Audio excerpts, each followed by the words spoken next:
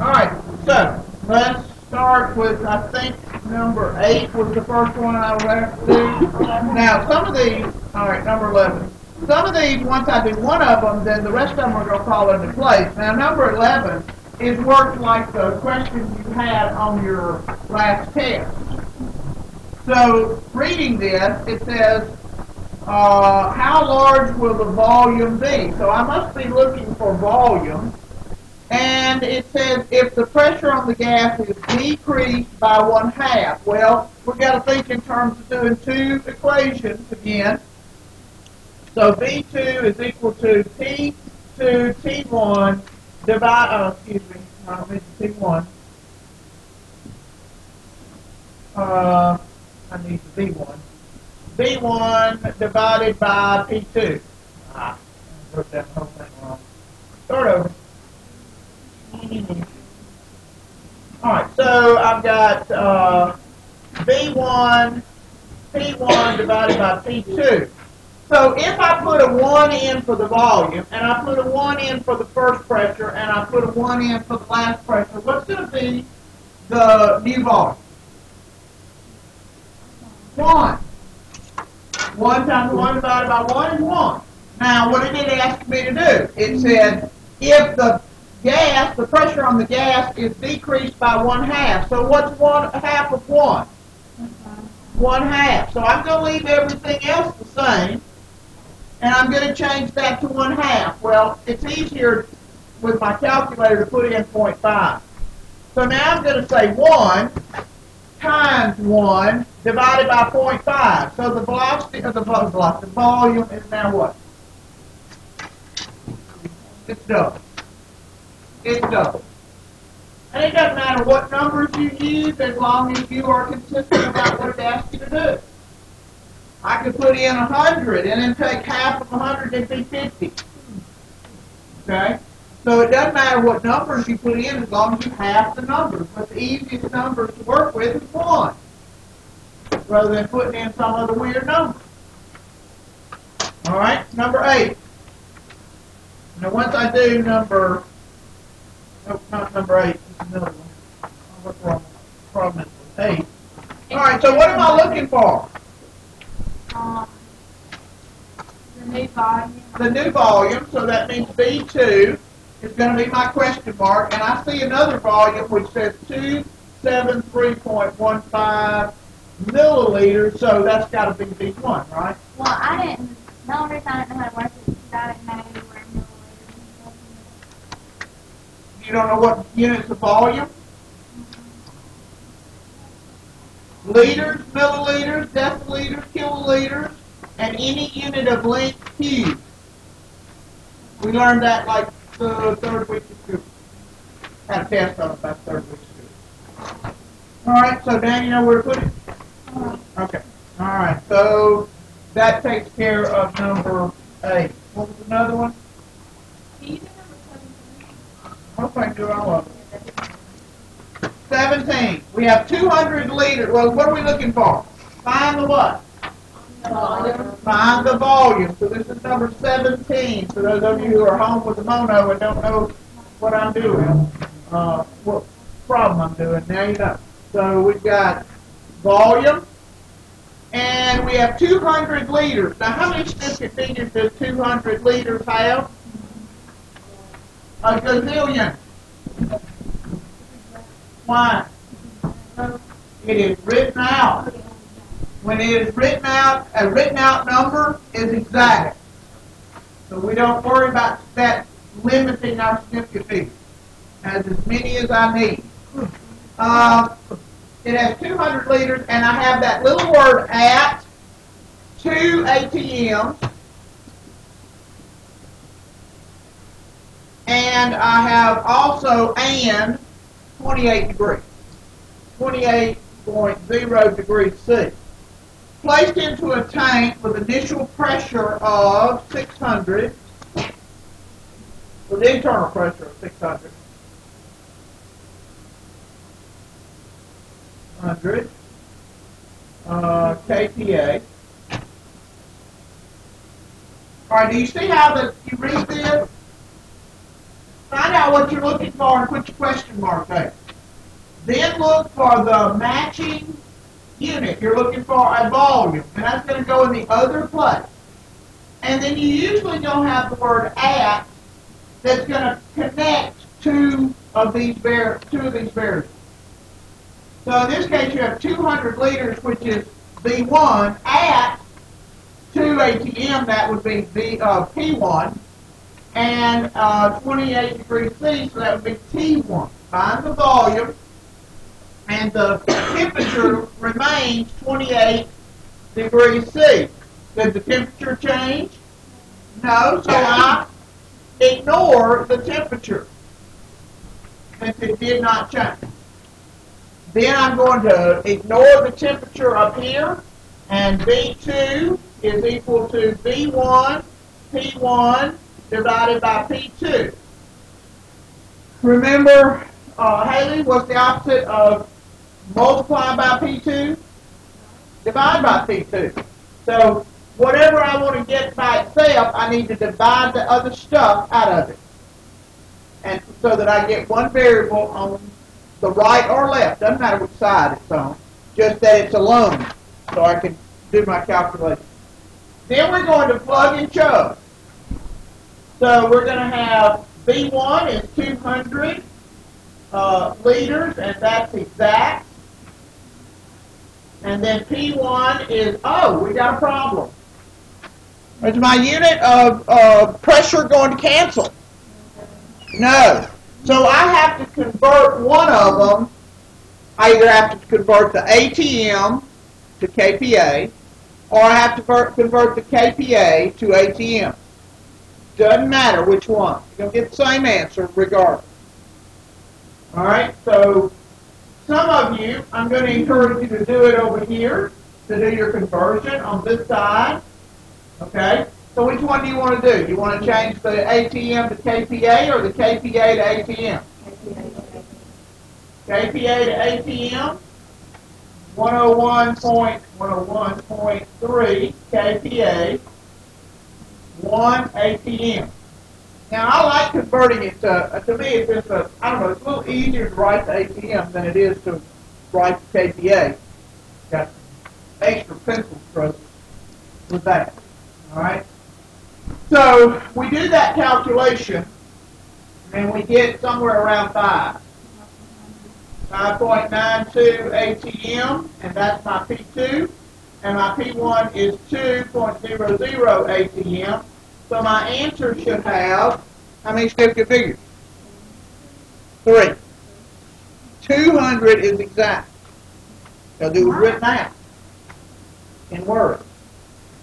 All right, so the answer is going to be, what, 67.5 liters. All right. Now, for some of the other who may prefer to work this out a different way, you could say V2 is equal to V1 P1 P2. I don't want to write this down. Let me erase that. Get my get it. All right. I'm going to do V1 is 200 liters, and my P1 is 2.00 ATM, and I have 600, oops, not 6,000, 600 KPA. Now, I'm going to erase this over here, so I got room to work. All right, at this point, when you look at that, your ATM and KPAs are not going to cancel. So you may decide that this is, you don't want to do it this way, you want to do it here and say 1 ATM, 101.3 KPA, and that will give you the exact same answer. And as a result, you cancel your ATMs and your KPAs. You should come out with it. You have to do that in one place or the other. You decide which one's most convenient for you and which one you understand the best. And and you do it that way. But, On number 20, I'm still talking about this one right now. okay. Give me a break here. That's what's true. Alright. I'm trying to make a point that there's two ways that you can do it, and the way that you understand is the way that you should do it, and, you know, this way works just as well if you don't want to do it at the same time. Okay. All right, now I'm ready for number 20. All right, number 20.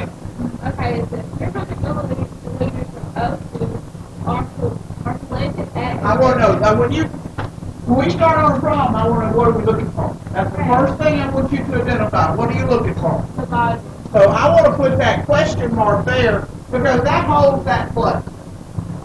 And if I see another volume, I know exactly where it goes without having to read a whole lot of the problem. Okay? So now back up and start with your 300. 300 milliliters from O2. All right, so we stop right there and say milliliters of O2. Now, eventually, we're going to need to know that O2 when we get down to what's called the ideal gas law. It'll be important, but right now it doesn't mean anything. At, that key word, at 745 pressure. So if that's P1, the at condition, this is going to be P1. 645 millimeters Hg. And it's not millimeters, it's millimeters Hg. You have to write out the whole thing. And it says what will be the volume at 1 atm. And 1 is spelled out, so that means that 1 is exact. Okay? And probably on that 300, if I had it to do over again, I'd probably put a decimal by it, so it'd have 3 centimeters instead of 1. Okay? All right, so what's your question? Oh, you already. I was wondering what the pressure, the other pressure was, but I didn't read the whole problem. Girlfriend, you know you got to read the whole problem in physics and chemistry. You got to read everything said. Eventually, once you kind of pull out what you can, then you go back to the beginning and reread that problem all the way through, looking for what you need to find. All right, so you can work that one down. You know how to convert.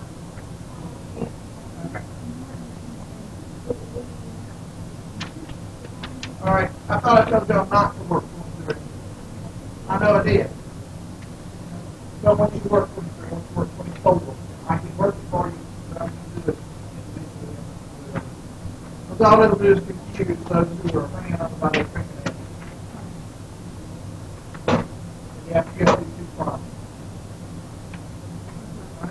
Not yet. Okay.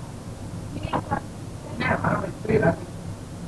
I want to make sure that you have reason that you were absent earlier today, because otherwise I have to go back and tell you. Without the accident, mark the accident. Those things are really hard to go straight across on and get the right person accident, and it happens. When I look in the afternoon, I try to remember, well, were they in there? No, they weren't. Yeah, they were. All right. Any other questions? Quickly. All right. Our assignment for tomorrow, for Monday, is going to be Charles' Law. It starts at number 25 and it goes through number 53. We're going to do every third one. We're going to start with number 25. Every third one, we're going to start with 25.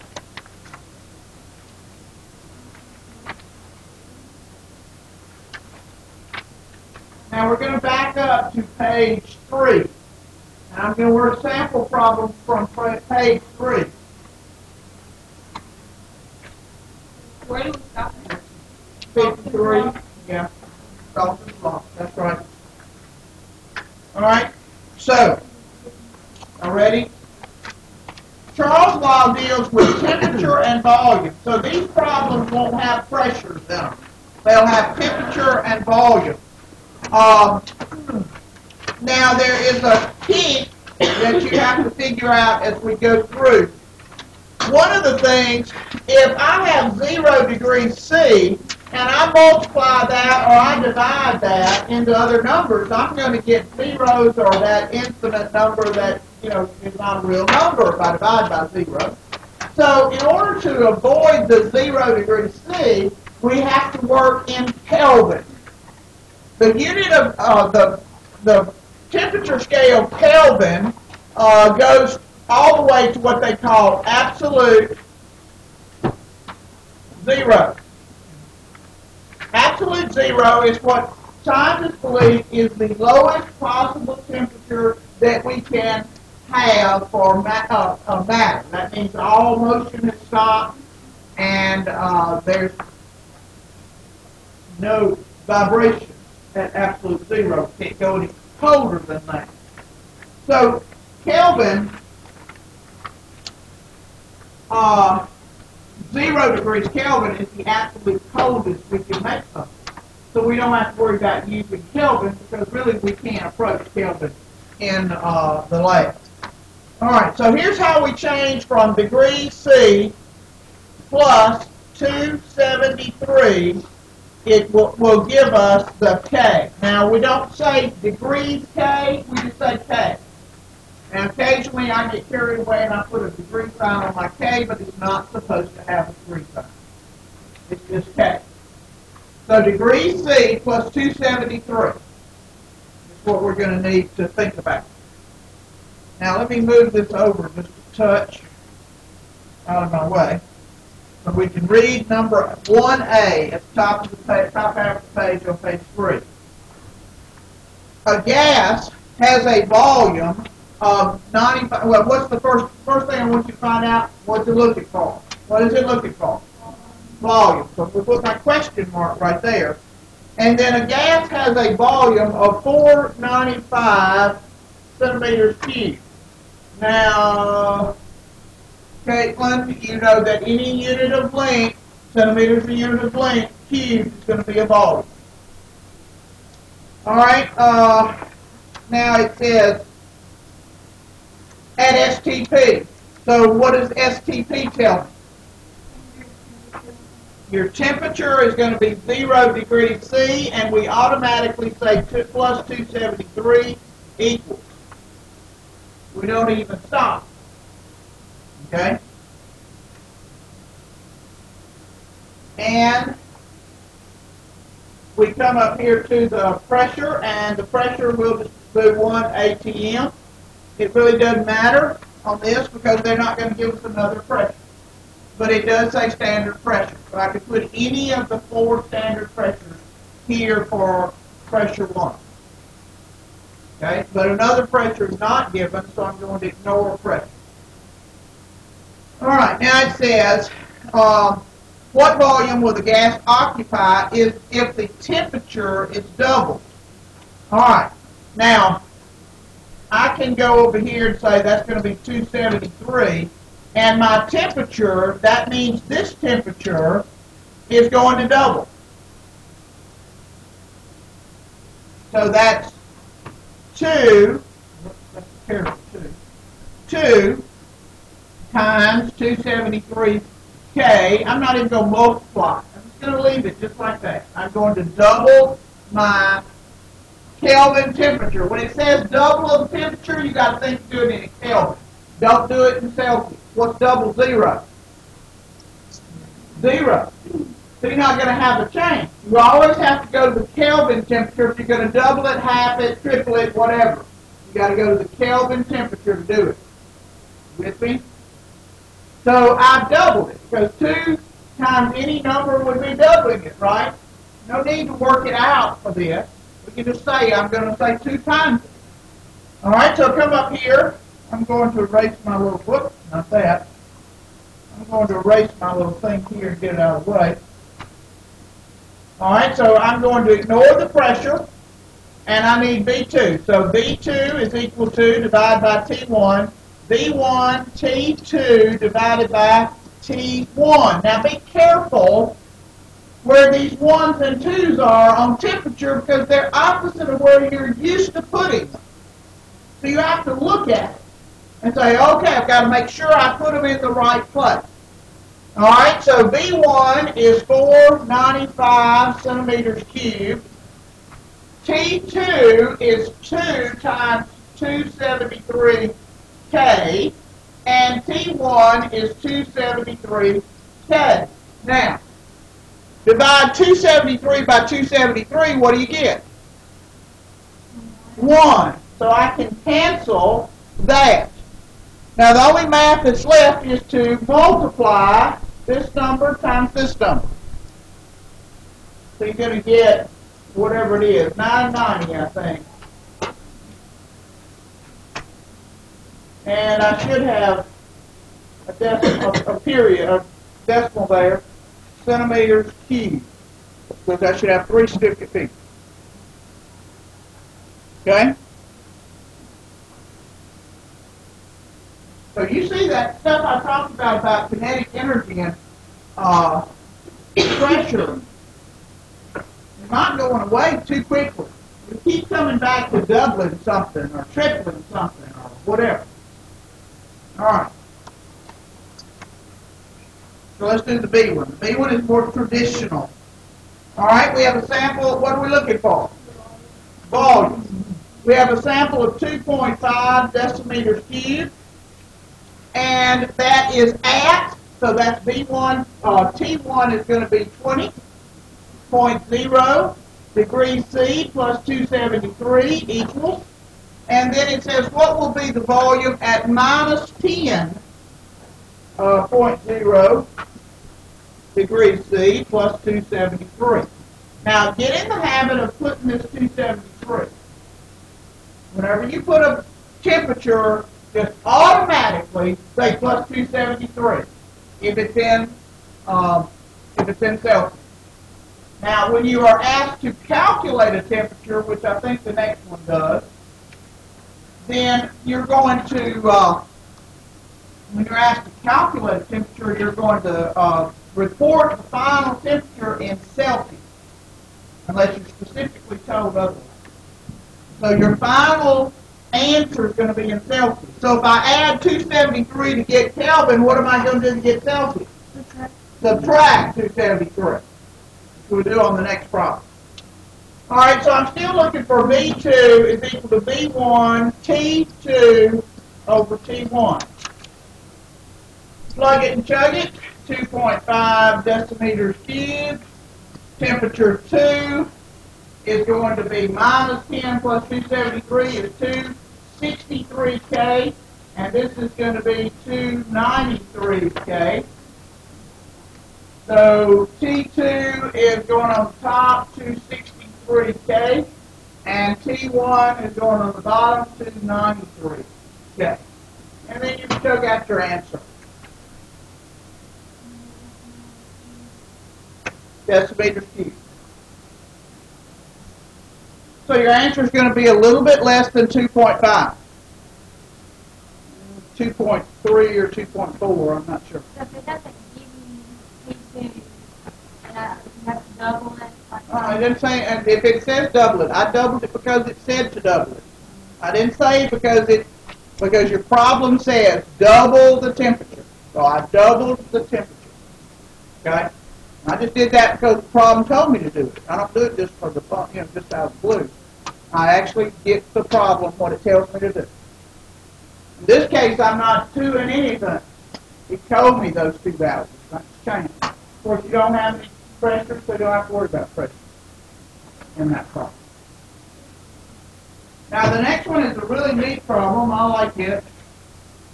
I don't think it's on the test. I don't think I've ever noticed it before being in the thing. But what are we looking for? It says, assume the pressure does not change in there somewhere. So what am I looking for? Temperature. So I'm going to put my question mark on the temperature. When I get through, I need to have my temperature to be in Celsius degrees. Make sure you pay attention to your units. All right. So what's going to be my other temperature? 120.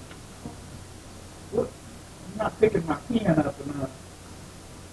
120 degrees C plus 273 equals, and there's an at right in front of that 120.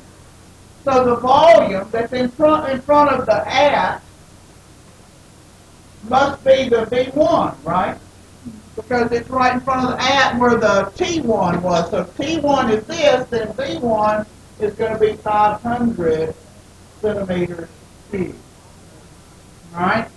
Assume the pressure does not change. What temperature must the gas be cooled if the volume is to drop 10%? Ooh, it has a percent in it. If it's going to drop 10%, how much is that going to drop? 50 centimeters cubed. So am I going to put 50 in V2? No, I'm going to subtract the 10% from it. It's not going to go to 50. It's going to go 10% of the 500 lower. It's going to drop. So how do I figure out how much it is? I subtract. So 10% of 500 is equal to 50. Now I say, when I do the math, I say 0.10 times 500 equal 50. I can't say it 10 times that because that's 5,000. When I use a percent, I use the decimal percent. So 10% of tells me what mathematical process? Multiplication. 10% of 500. So I need to get the decimal percent times 500. All right? Now, let's talk just a second. So that's going to be 450 centimeters cubed. Now, if it's reduced by 10%, how much of it's left? 90%. So if I were to say 90%, we'll write 90% of 500, that's 0.90 times 500, that equals 450. Okay? You go in the dress shop and you're going to buy a dress and it's 30% off. How much are you going to pay? 70% of the cost. Because you're going to save 30%, but you're going to pay 70%. Because those two sides of that sale have to add up to be 100%. So if the dress was originally $30, and I'm going to pay 70% of $30, that's $21. I can do that in my head. So I'm going to pay $21 for that dress. Okay? If you go in and get an evening gown, it costs $500. They're going to give you a 10% off. How much of it are you going to actually pay? 90% of it. 450. Okay? So 10% of the volume was reduced, but I'm going to have a different, I'm going to have 450 centimeters cubed of the volume left. Okay. I'm going to erase this over here. I'll leave the other up for a minute. All right, now all I got to do is plug and chug. The hardest part of that problem was 10%. 10%. All right, so I'm looking for T2. T2, leave it over there. Leave it on the right. It don't matter. We don't have to have it on the left unless you're just prejudiced. It won't be prejudiced. Leave it over there. Don't hurt nothing. Now I got the P is gone, but I got to get the V1 out of the way because I'm looking for T2. So what do I do to get rid of the V1? Divide both sides, so I have V2 T1 divided by V1. I'm going to plug and chug it, and I'm going to have 450 divided by 500 times 393. All right, so let's put those numbers in. I have 450 centimeters cubed, 500 centimeters cubed times 390 K, 393 K.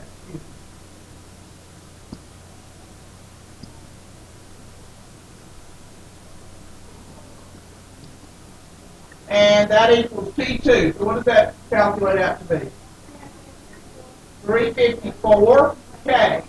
Do I want it K? No. So I need to minus 273 here. So 81. All right, AJ, you ask the question. I think you got it one. Okay. So if I add 273 to get K, I'm going to subtract 273 to get C. Okay? Any questions? All right, I think I'm done.